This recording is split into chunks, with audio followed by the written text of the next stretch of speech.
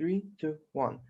Firstly, we believe that those communities will be independent. It will vary with different districts and other part, like different countries, and should be independent of the like governmental part because the community is different. It's just the people and etc. While parents also another part of the mechanism, parents will have an access to meet their child to see how his or her progress and etc. We should understand that we're debating in different worlds which start in these conditions from the beginning, which means that backlash of parents can be eliminated because parents didn't know that we have the conditions of nuclear families and etc. So we are living in a capitalistic world which oppressive to the people that do not have a privilege. A lot of minorities are suffering in our world. When you are born in a family which have a small income and from a different cultural background, you will have a small, a low amount of a privilege, and it will be much harder to become successful in anything rather than a situation when you were born in more wealthy families. Capitalistic family or standard nuclear family is built on the premise of individualism.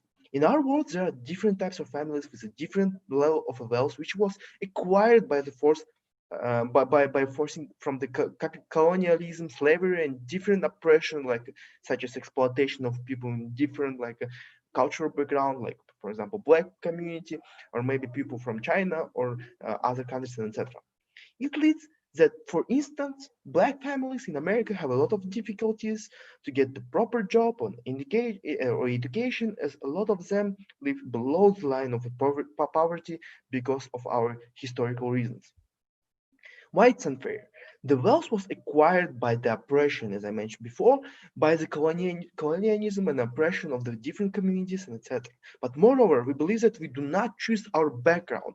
We have a lottery of birth, and we cannot choose the condition under which we will be born. Thus, it's unfair that some families have a good starting point for a child, like some families can give the proper money for proper education. Children can not think about the job because during the education, as the family is wealthy, they can focus on their education. They have a better, like for example, different from better condition of their friends. They can access in different aspects by their money and etc. While others are under the constant oppression because their families under the below the line of poverty. They do not think about their education because they will think about how they can access to the food next day and etc. So how it can be solved? Now, if you make families that have the same capital and the same condition with the same like friends, acquaintances, and etc., it will create justice in our system. Those communities will give the same conditions for children that every people will have about the same, for example, caregivers will have the same amount of capital that will be given to those communities and the same amount of the starting point, like for example, same education and etc. We believe that it's fair because now the problem of the lottery of birth will be eliminated because every child will have the same access to the capital and the same level and the same conditions to become the successful. Now, if a position will say about the factor of love and that, for example, parents will give more like attention, etc., we believe that in our capitalistic world, it also doesn't work and it's not mutually, it's not relevant to this debate. We should understand that people have a bit more complex feelings that rather than in animals. Like caregivers have also obligation. A lot of people, like we love, for example, our friends and etc. We love, for example, our I don't know, the person that we made marriage and etc. Because we have the same we just it's just the psychology of the people, because it's not important to have the same, like for example, blood and etc. Like mentors that have love towards their child and etc. We can give them by looking to the cultural background, by tasting, by checking their, like for example, enthusiasm and other aspects that affect to the learning of the children. But moreover, about the time that will be spent to those people, we should believe that in our capitalistic world, poor families also do not spend much time to their child because they spend a lot of time for jobs and etc. Because of this, children, for example, in poor families do not get enough attention, while in for wealthy families, parents think about their career progress and they work a lot of time. For example, as for example, office manager and other like job aspects, and they're taking the nanny which is the same as the caregivers. But the thing is the difference that those poor families cannot have an access to the caregivers, while the rich family have caregivers. And because of this, we believe that now it will be more there will be more justice in our world, because every child will have the same access to the attention and the same access to the love in our world.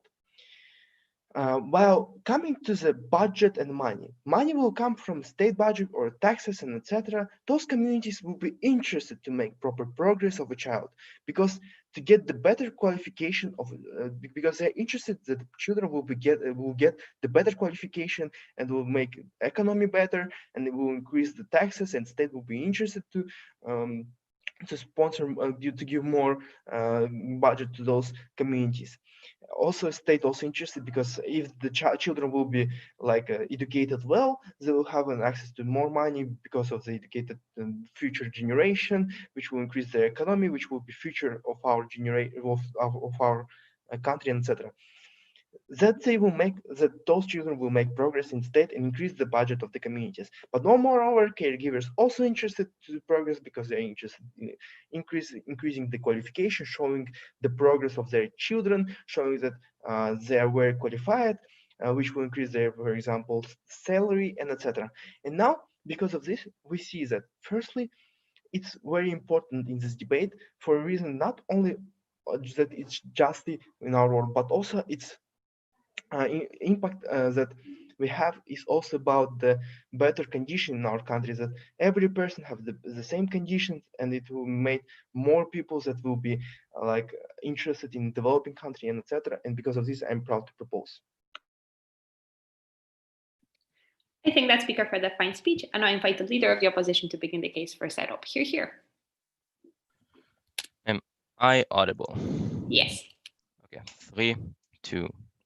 We have actually had this system in Israel in many years. It was called kibbutzim, and it was terrible for the children. They didn't get the love that they wanted, that they deserved. They weren't able to fulfill themselves. They did not get a relationship with their parents later on in life. It was an overall terrible. 3 points in my speech. Firstly, why you get no support system as a child, which is so harmful for the rest of your life. Why parents lose out on fulfillment by the fact of raising their children, which on our world we get. And 3, why you don't get long-term relationship with parents, which are crucial, especially for parents at an older age, before they can't take care of themselves. Before that, let's clarify something. Firstly, this is an analysis motion. Opening government does not have the fear to say that the government is going to fund these communities, fund their education, and do whatever they want. They need to analyze why that's likely to happen, and at the point where they didn't do that, their case doesn't stand. Secondly, on their case about like that poor people are now going to have the same attention, or are going to abolish the lottery of birth. This obviously seems weird, because I don't think that poor people and rich people live next to each other that much so that they're going to go to the same place of caregiving, right? I think that in general there are places that are cheaper to live in, that have that more poor people live in, that have like a cheaper housing and less evolved neighborhood and less evolved infrastructure and that kind of stuff. These are the places where people are likely to be born at. These are the places where they're likely to send their kids to a caregiver. I don't see how they think that they're going to be sent to the same quality of thing as rich people, and I don't see why they think that they're going to get the same amount of money and capital from them. This is just an assertion which they never proved. Basically, they solve no problem. All of the rest of engagement with support will be directly in my point, because it clashes. Firstly, on the no support system as a child. Let's first characterize how parents and child relationship look like in the status quo. Firstly, they are your children, right? This is something that you have brought to the world. They are something that you want to continue your existence after you are gone, because you want to get some sort of meaning from your life. Secondly, you take care of them 24/7, at least when they are a baby, and even when they grow up, right? You know all of their little quirks, right? You develop a feeling of attachment to your children. Those are the kind of things that you lose on their side of the house when you don't develop that relationship early on when they're just children. So you see their first step, you see how they progress in life, and you see them that kind of thing all the time. We think that on the comparative, you're far less able to do that at the point where you maybe see them maybe once a week, maybe twice a week. Even if you come to see them like once every day for a couple of minutes, it's not the same thing as when they come back from home. Come back when you see them every day when they come back from school, right? Your child learns to admire you at the point where you're the majority authority figure over him. You tell him what to do. You teach him what's wrong and what's right? And we think that this creates a lot of respect for him. At the point where the children and the parents have such a relationship where they're with each other all the time, even when they are mad, they have to make up over it because they are the only ones who take care of each other. They get mostly your attention. We think that there is a very deep, loving relationship developed between them. Let's compare that to the relationship with your caregiver or the other children that are there in the place of caregiver. Firstly, they see this as a job, right? This is something, the thing that you do to get paid for. You may like your job, you may think that this is a good job for you, but you don't see it as an inherent obligation for you as someone that you have brought on your own for this role, and you have an inherent relationship obligation for that. That means that you are less likely to care for them as much as parents love their own children. Secondly, you have many children. If in our world, parents care for like 3 children on average, and they really give the undivided attention to most of them, you probably have lots more and lots more children that constantly require your attention. At this point, you are far less able to support each one individually and take care of their need. Thirdly, they are always gone and replaced by other children, right? Because eventually they grow up, and you basically have done this job already. You have probably taken care of children before, and you probably feel eventually burnt out by taking care of children, right? Because usually that's the job that you do for your entire life. You get bored out of it. You don't care about them as much, right? But it's not just you that care about them less. It's the child that notices that, because when he notices that you don't love him as much, when he notices that maybe he cannot trust you, you're not maybe you're his main authority figure, but you don't love him that much. He's unlikely to be able to tell you the stuff that he needs from you and be able to get that support from you. Or tell us about poor family and that they cannot support their children because they aren't home. We think that this is still comparatively better. Yeah, they still probably see them at the evenings when they come back from the war. They're probably still consoling them at the point where they see them. They had a hard day at work. That's the point where where they want to be with their children and take care of them. So they still probably love them. They still give them the support. They still try to teach them about life. What are the crucial impacts of this point? Firstly, you get much less ability for support. The child feel less loved, and you're much more harder for him to go through hard time. If he has hard time in school, he has lower grades. He doesn't have someone to tell him, no, you can't do it. We believe in you. You can do it. Doesn't have someone to help him through his hardships because there is nobody to love him that much. Nobody is not likely to approach his parents for that. I'll take closing if they have something.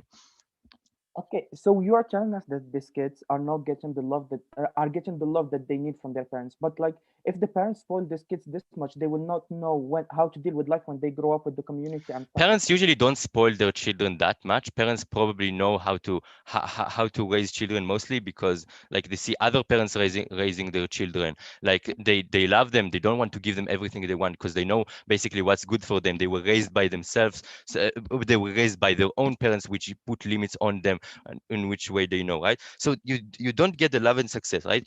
That you need to help you get through the struggles, which means that you're less likely to succeed in life. You're less likely to believe that you can succeed in life, which means that you're less likely to actually try to do things like go to university or go to stuff that because you don't believe you can do it, you don't have someone to tell you. How do we lose out on fulfillment of parents, right? Because we say that we're social creatures. We need someone we need have a biological need to take care of children, philosophical need to have a continuation to something. and emotional need to care for someone that is little, someone that is all us we are bring, right? We always at the point we're in the world, we always have a demanding life. We have a job which we probably don't like. It's probably boring. We don't want it. It's boring for us. We don't like to always do that. That's the point where we need someone at home, someone that we need to feel to trust, to someone we can raise, someone can have a very strong emotional attachment that is only ours, that we are taking care of for all of these reasons.